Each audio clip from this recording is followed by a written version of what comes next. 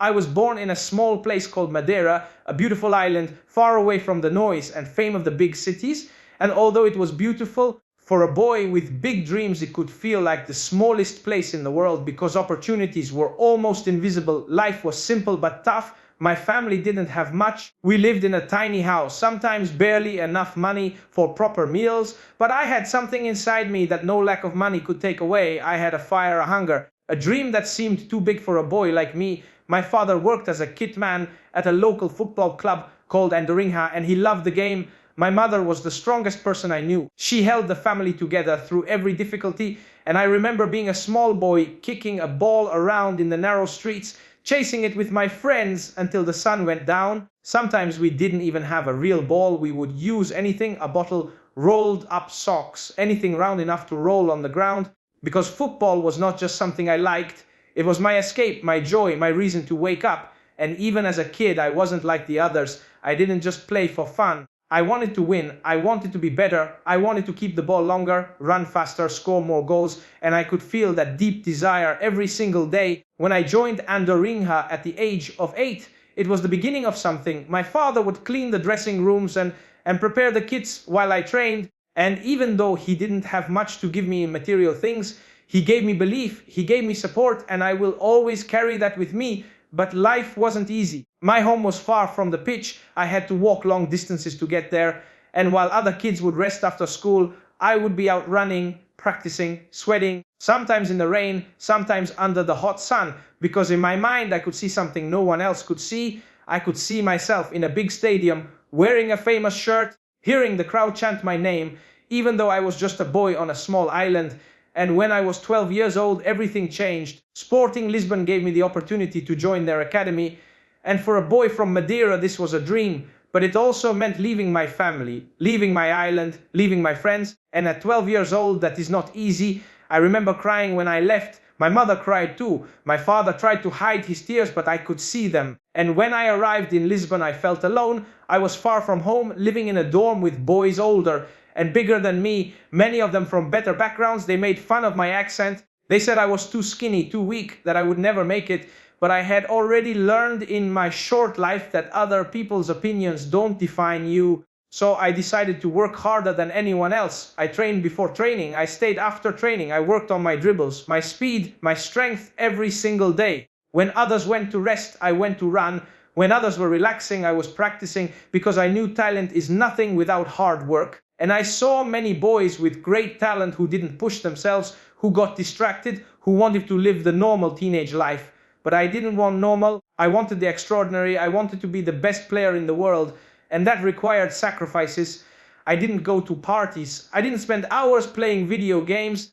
My life was football. My dream was football. My only focus was football. And slowly I began to stand out. My speed became a weapon. My skills sharper. My mind stronger. The coaches started to notice that I wasn't just another boy in the academy. I was obsessed. I was relentless. And that obsession began to pay off. I was promoted to higher age groups. I played against older players and still managed to perform. I faced challenges, but instead of breaking me, they built me. And by the time I was 16, I was making my debut for Sporting Lisbon's first team. Stepping onto that pitch wearing the senior jersey for the first time was special. But I knew it was only the beginning, because my dream was never just to play for Sporting. My dream was to play for the biggest clubs in the world, to compete with the best, to win trophies, to write my name in football history. And in 2003, we played a friendly match against Manchester United. They were one of the best teams in the world. And I was still a teenager, but that night I didn't care about their reputation. I didn't care about the names on their team sheet. I played with no fear. I ran at defenders.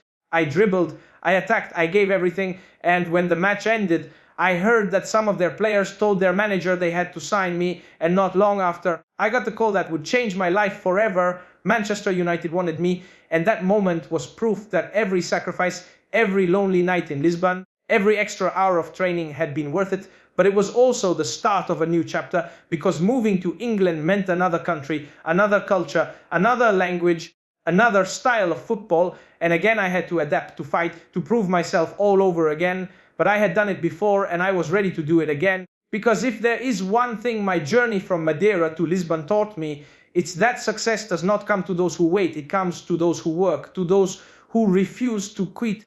and I had no intention of quitting, not now, not ever. When I arrived in England to join Manchester United, I knew I was stepping into a new world. Everything felt different.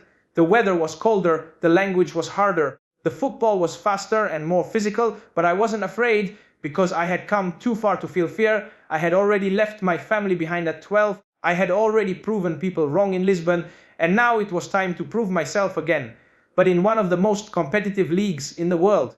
And when I first walked into the dressing room, I saw players I had only seen on TV, legends like Ryan Giggs, Paul Scholes, Roy Keane, and of course my new manager Sir Alex Ferguson, a man whose name alone carried respect. And from the first day he treated me not just as a player, but as a young man he believed in. He became like a father figure for me in football, teaching me not only about the game, but about discipline, about mentality. And in my first training sessions I could see the difference between me and the others. Not just in skill, but in experience. They were stronger, smarter, more consistent, and I knew that if I wanted to earn their respect, I couldn't just show tricks and skills. I had to deliver, I had to be effective, and my debut came quickly against Bolton Wanderers. I came on as a substitute, and from the first touch I wanted to excite the fans. I wanted to show them what I could do, and I remember dribbling past defenders, making runs, creating chances, hearing the crowd react, and from that moment they started to believe in me. But belief is not enough. I had to back it up with performances. And my first season wasn't easy. I was young. I was still learning. I made mistakes. Sometimes I tried to do too much. Sometimes my decisions weren't right. And in the English league, there's no mercy.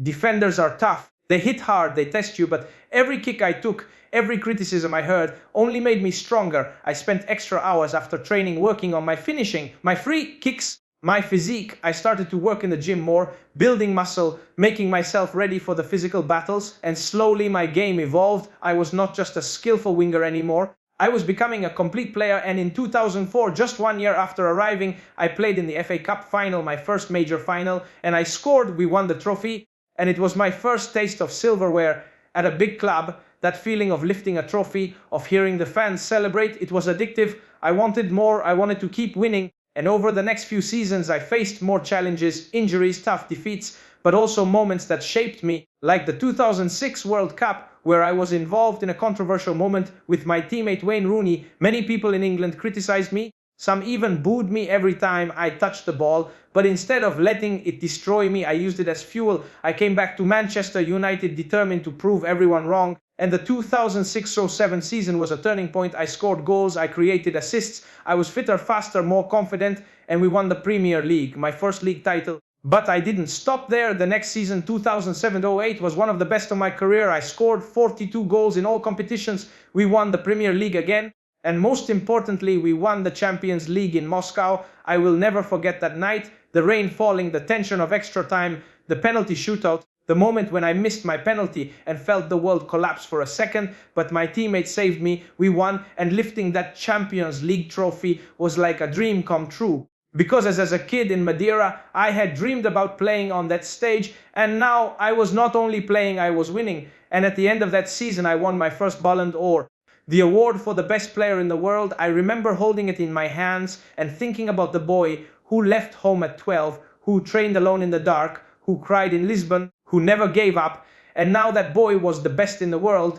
But even with all that success, I wasn't satisfied, because I believe success is never a destination, it's a journey, and I wanted to keep improving, keep challenging myself. And after 6 amazing years at Manchester United, after winning everything I could there, I felt it was time for a new challenge, a bigger stage. And when Real Madrid came calling, offering the chance to join the club of my idols, the club of legends like Zidane, Ronaldo Nazario and Raul, I knew it was the next step in my journey. But leaving Manchester was not easy. I had built a family there, a bond with the fans, with my teammates, and with Sir Alex. But I had to follow my ambition, because I believe you must always push yourself out of your comfort zone if you want to grow. So in 2009, I made the move to Real Madrid for what was then a world record fee. And I knew the pressure was going to be bigger than ever, but I was ready, because all my life I had been preparing for moments like that. And as I left Old Trafford for the last time as a United player, I looked back knowing that every minute, every goal, every trophy there had made me the player I was, and it had prepared me for what was coming next. When I arrived at Real Madrid in the summer of 2009, I knew I was stepping into a club with a history unlike any other, a place where only the very best are remembered, where winning is not just expected but demanded, and I felt the weight of that world record transfer fee. I knew the eyes of the football world were on me. Some people doubting whether I was worth it, others waiting to see me fail, but I had no intention of failing.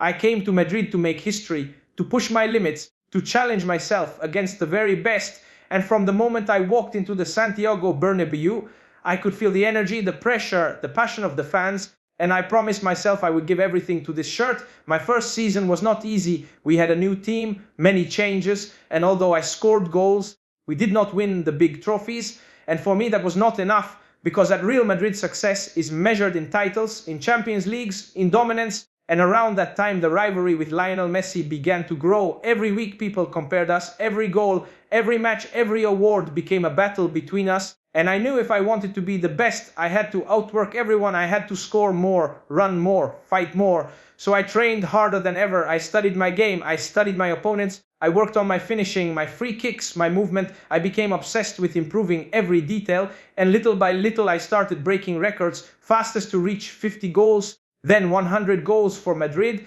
But even with all the personal achievements, we still struggled in the Champions League, and for a club like Madrid that was unacceptable. We were knocked out in the round of 16 year after year, and it was frustrating because I came here to win the biggest prize. But I learned that in football, patience is as important as hard work, that sometimes the foundation you build takes time before it produces the results you want.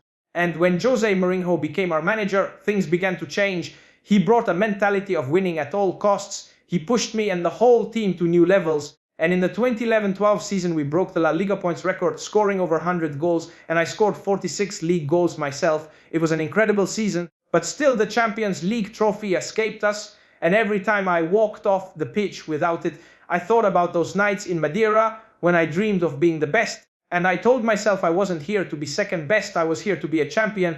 And in 2013, when Carlo Ancelotti arrived, I felt a new energy, a calm confidence. And that season, everything came together, the team clicked, we fought through the competition, and we reached the final in Lisbon against Atletico Madrid, my home country. My people watching, the pressure was immense, and the match was tense. We were losing 1-0 until the very last minutes when Sergio Ramos scored the equalizer. And in extra time we destroyed them. I scored the final goal to make it 4-1, and in that moment I felt pure joy because we had won La Decima, the 10th European Cup for Real Madrid, something the club and the fans had been dreaming of for over a decade, and to be part of that history was special. But for me it was also proof that persistence pays off, that you can fail many times before you succeed, and that when you finally achieve your goal, the journey makes it even more meaningful. After that we kept pushing. I won my second Ballon d'Or, then a third, and I kept scoring at a pace no one thought possible, breaking the Champions League all-time scoring record, becoming the fastest to reach every milestone. But behind every goal was hours of work, discipline, and sacrifice. People see the trophies, the celebrations, but they don't see the mornings when you wake up sore and still train, the nights when you're exhausted but still watch your diet, the countless hours in the gym, because greatness is built when no one is watching. And at Real Madrid, with every season, with every challenge, I grew not just as a player but as a man. And I knew that this chapter of my career was still far from over, because my hunger was the same as when I was a boy in Madeira kicking a ball down the street, maybe even greater, because now I knew what it felt like to win, and I wanted to feel it again and again. By the time we moved into the later years of my Real Madrid career, I had already achieved so much, but in my mind there was still so much to do. Because greatness is not about one trophy or one season, it is about consistency, about proving yourself over and over again, no matter how much you have already won. And after La Decima in 2014, we were hungry for more, I was hungry for more, and I knew we had the team to dominate Europe, the squad was strong, the chemistry was building, and I kept pushing myself to be sharper, faster, more clinical, because I understood that in football, if you stop improving, someone else will pass you. And I had no intention of letting that happen. And in 2016, under Zinedine Zidane, we achieved something special. We reached the Champions League final against Atletico Madrid once again, another derby, another war on the biggest stage. And like in 2014, it was tense, it went to penalties, and I took the last one, walking up to the spot, knowing the weight of the moment, the pressure of millions watching. And when I scored and the stadium erupted, I felt the same joy I had felt as a boy winning my first title, because no matter how many trophies you lift, That feeling never changes, but that was only the beginning. The next season, 2016-17, was one of the greatest seasons of my life. We won La Liga and the Champions League, becoming the first team in the modern era to retain the trophy. And I played some of my best football in the knockout stages, scoring a hat-trick against Bayern Munich, another against Atletico in the semi-final, and 2 goals in the final against Juventus. And those moments are why I play football, because they are the reward for all the sacrifices, all the discipline, all the times I chose work over comfort. And still we didn't stop there. In 2017-18 we did the unthinkable. We won the Champions League for the 3rd time in a row, something no one had done before in the modern era. And people talk about my bicycle kick against Juventus in the quarter final. They call it one of the greatest goals in Champions League history. But for me, it was more than just a beautiful goal. It was a symbol of years of preparation, of thousands of jumps and volleys in training, of refusing to accept limits. And that season we faced every kind of challenge, criticism and pressure. But we came through it all as champions again. And by that point, I had become the all-time top scorer in Champions League history, the top scorer for Real Madrid, breaking record after record. But I have always said the numbers are important. But what matters most is the impact, the moments when you deliver for your team, for the fans, for the history books. And after 9 seasons, 450 goals, 16 trophies, and countless memories, I knew that my time at Real Madrid was coming to an end, not because my hunger was gone, but because I needed a new challenge, a new motivation. And when the opportunity came to join Juventus in 2018, I saw it as the perfect step, a chance to prove myself in another country, another league, to show that I could succeed anywhere. And leaving Madrid was one of the hardest decisions of my career. I loved the club, the fans, the city. I had built so many relationships there, but deep inside I have always believed that comfort is the enemy of progress, and that you must keep challenging yourself if you want to keep growing. So I took that leap. I thanked the fans, I thanked my teammates, I thanked everyone who had been part of my journey there, and I walked away proud, knowing I had given everything and left a legacy that would last forever, but also knowing that my story was far from finished, that there were still more goals to score, more records to break, more titles to win, because my mentality has always been the same, whether I was that little boy in Madeira or the man lifting his 5th Champions League trophy. I never settle, I never stop, and I always look forward to the next challenge. When I arrived at Juventus in the summer of 2018, I knew people were watching closely, wondering if I could still dominate in a new league, in a different football culture, at a stage of my career when many players start to slow down. But that doubt only fueled me more, because throughout my life I have thrived on proving people wrong. And I came to Italy with the same hunger I had as a teenager, ready to adapt, to learn and to lead. And from the first moment I stepped onto the pitch in Serie A, I felt the challenge. The defenses were tight, the games were tactical, the space was less than I was used to in Spain, but I worked harder, I adjusted my movements, I studied my opponents, and slowly I began to make my mark, scoring goals, creating chances, helping the team win. And in my first season we lifted the Serie A title, adding another league trophy in another country to my career. And for me that was special, because it showed that I could succeed anywhere.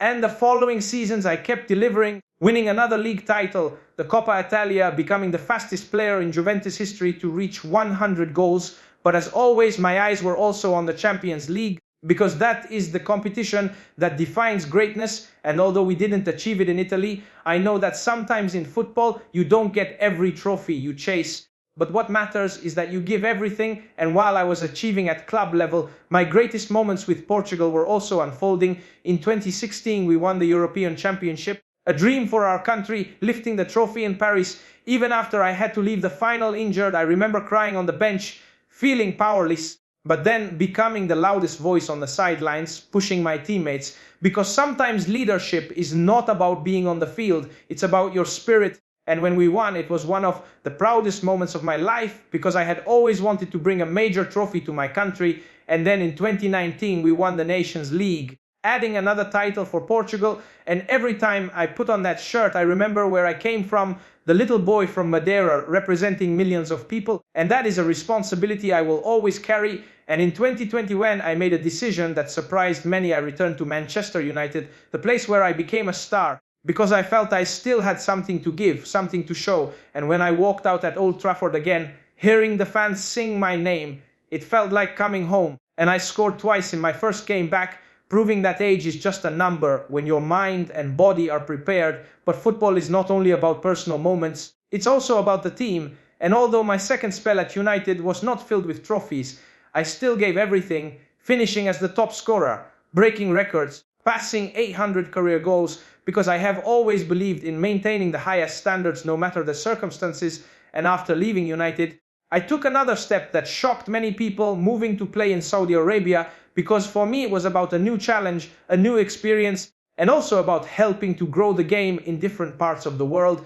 And throughout all these chapters of my career, one thing has never changed: my mentality. I have faced criticism, I have faced doubt, I have faced moments of failure, but I have never allowed them to define me. I have always responded with work, with discipline, with focus, because talent alone is not enough. Without sacrifice and consistency, it means nothing. And I want people to understand that my story is not just about football, it's about the belief that no matter where you start, no matter how many times you are told you can't, if you are willing to suffer for your dream, to wake up earlier, to push harder, to endure the pain and keep going when others stop, then you can achieve things that once seemed impossible. I have lifted the biggest trophies, I have broken the biggest records, I have played for the greatest clubs, but what matters most to me is the journey, the boy who kicked a ball in Madeira with nothing but a dream, and the man who never stopped chasing it, because dreams do not work unless you do, and success is not an accident, it is a choice you make every single day. So to anyone listening,